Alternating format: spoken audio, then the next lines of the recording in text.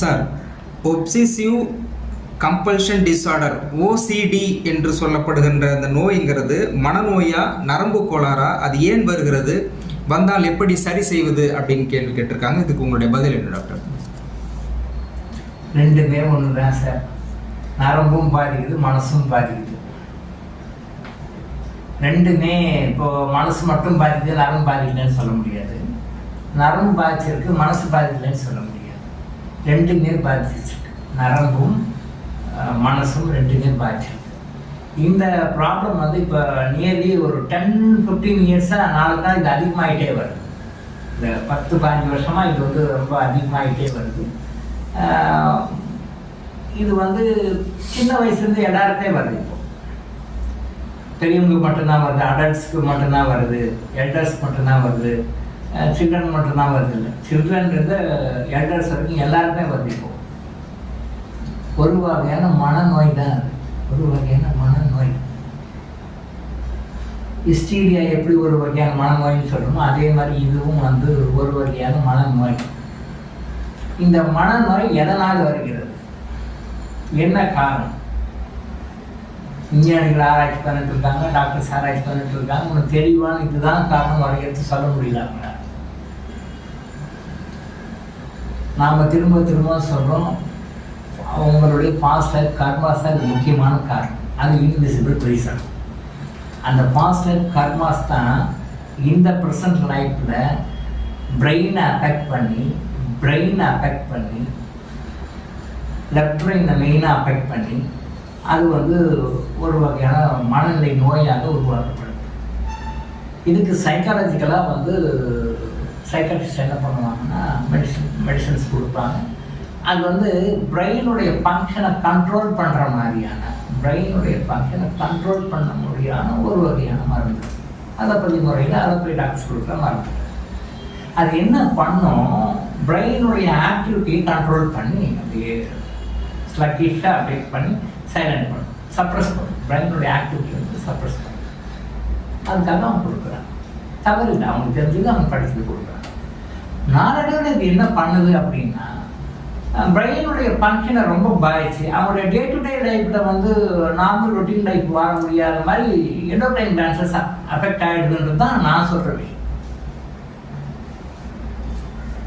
Psychiatrist கொடுக்குற மருந்து okay, அவங்க கொடுக்குற purpose okay. But in due course இது வந்து 1 மாதத்தில் க்யூர் ஆகுறது, 2 மாதம் க்யூர் ஆகுது, 3 மாதம் க்யூர் ஆகுறது கிடையாது. கண்டினியூஸாக எடுக்க சொல்லுவாங்க. 6 மந்த் 1 இயர் அந்த மாதிரி எடுக்க சொல்லுவாங்க. அந்த மாதிரி எடுக்கும் பொழுது என்ன ஆகுதுன்னா, பிரெயின் வந்து ரொம்ப அஃபெக்ட் ஆகி எண்டோக்ரைன் கிளாண்ட் சிஸ்டம் எல்லாம் அஃபெக்ட் ஆகி நர்வஸ் சிஸ்டமும் அஃபெக்ட் ஆகிடும். இந்த சிஸ்டம் எல்லாமே லிம்பாட்டிக் சிஸ்டம் எல்லாம் டோட்டலாக அஃபெக்ட் ஆகிறதுனால வெவ்வேறு வகையான புது வகையான டிஃப்ரெண்ட் டைப்ஸ் ஆஃப் நோய்கள்லாம் அட்டாக் பண்ணுது. இதனுடைய பாதிப்பு வந்து பொறுமையாக அவங்க வெளியே வர முடியல. நான் என்ன சொல்றேன்னா, ஆங்கில முறை மருத்துவத்தை தவிர்த்து இயற்கையான மூலிகை மருந்துகளுக்கு வாங்குன்னு சொல்றேன். இயற்கையான மூலிகை மருந்துகள் கிட்ட நீங்கள் வந்து அந்த மூலிகை மருந்துகளை சாப்பிட்டுட்டு சில தியான முறைகளை வந்து அவங்களுக்கு கற்றுக் கொடுத்து அது பண்ணோம் அப்படின்னு சொல்லி சொன்னால் இது ஆட்டோமேட்டிக்காக பர்மனெண்ட்டாக சுத்தமாக சரியாயிடும்னு நான் சொல்கிறேன். எந்த ஒரு நோய்க்கும் ஒரு குறிப்பிட்ட காலம் வந்து ட்ரீட்மெண்ட் எடுத்து அது கண்ட்ரோல் ஆகாது, அந்த லைஃப் லாங் கண்டினியூ பண்ணுறது வந்து அது ஒரு முறையான மருத்துவமாக எனக்கு தெரியாது. எந்த மருத்துவ முறையாக இருந்தாலும் லைஃப் லாங் மெடிக்கேஷன்ன்றது வந்து தேவையில்லை. விருந்தும் மருந்தும் 3 நாள் சொல்லுவாங்க. 3 நாள் சாப்பிடுங்க, 3 வாரம் சாப்பிடுங்க, 3 மாதம் சாப்பிடுங்க, 3 வருஷம் கூட சாப்பிடுங்க. அதோட குட் பை சொல்லிட்டு வெளியே வந்துடணும், பாய் சொல்லிட்டு வந்துடணும். அது இல்லாமல் லைஃப் லாங் மெடிசன் சாப்பிட்டுட்டே இருக்கணும் அப்படின்னா அது வந்து முறையான சிகிச்சை கிடையாது. அது இந்த டாக்டர் கொடுக்குறதா இருந்தாலும் அது முறையான சிகிச்சை கிடையாது. விருந்தும் மருந்தும் 3 நாள், திரும்பவும் சொல்கிறேன், 3 வாரம் சாப்பிடுங்க, 3 மாதம் சாப்பிடுங்க, 3 வருஷம் கூட சாப்பிடுங்க. According to the condition of ஒரு ஏஜ் நைட் உங்கள் நோய்களுக்கு தகுந்த மாதிரி 3 வருஷம் கூட சாப்பிடுங்க. அதோட குட் பை சொல்லிட்டு வெளியே வந்துடணும். கடைசி வரைக்கும் இன்னைக்கு காலையில் உயிர் போகணும், இன்னைக்கு கூட வந்து சாப்பிட்றோம் சார், காலமானு போட்டால் சார் மதியம் உயிர் போச்சு சார், அப்படி சொல்லக்கூடாது. அப்படி தானே சாப்பிட்றோம் எல்லாருக்குமே. Diabetes, BP, epilepsy, thyroid problem, இப்படி அந்த மாதிரி லைஃப் லாங் ஒன்ஸ் டயக்னோஸ் பண்ணிட்டாங்கன்னா முடிஞ்சு போச்சு. லைஃப் லாங் பிபி, கொலஸ்ட்ரால் கூட அப்படி தான் போயிட்டு இப்போ லைஃப் லாங் அதை சாப்பிட்டுட்டே இருக்கும். லைஃப் லாங் சாப்பிட வேண்டியது மருந்து இல்லை, உணவு தான். லைஃப் லாங் நாம் சாப்பிட வேண்டியது உணவு தான் சாப்பிடணும், மருந்து இல்லை. அப்போது இந்த சைக்காட்ரிக் டிசார்டர்ஸ்க்கு வந்து இன்னைக்கு பெரும்பாலும் வந்து சைக்காட்ரிக்ஸ் கொடுக்குற அந்த அலோபதி மெடிசன்ஸ் சப்ரஸ் பண்ணுது.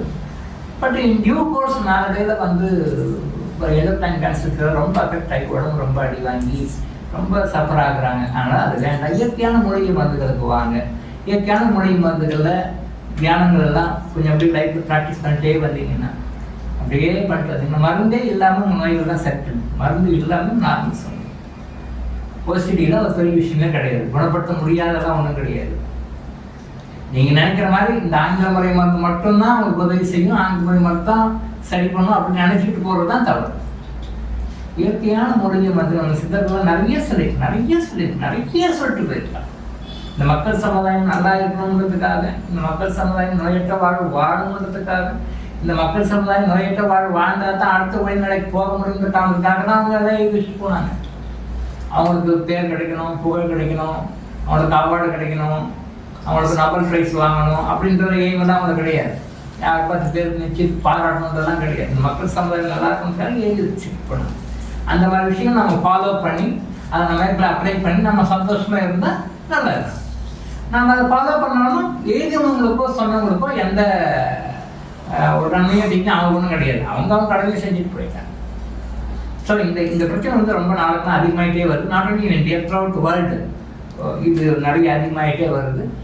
குணப்படுத்த முடியாதது கிடையாது, கண்டிப்பாக குணப்படுத்த முடியும். தொடர்ந்து ஒரு 6 மாதம் மூலிகை மருந்துகளை சாப்பிட்டு சில தியானங்கள், கிறிஸ்தவ தியானம் மற்ற தியான முறைகள்லாம் நிறைய இருக்குது. அந்த தியானத்தை ஒரு நாளைக்கு 1 hour உங்களுக்காக ஒதுக்க முடியாது. வாழ்க்கையில் 24 hours எவ்வளோ நேரம் நம்ம வேஸ்ட்டாக சன்படும்.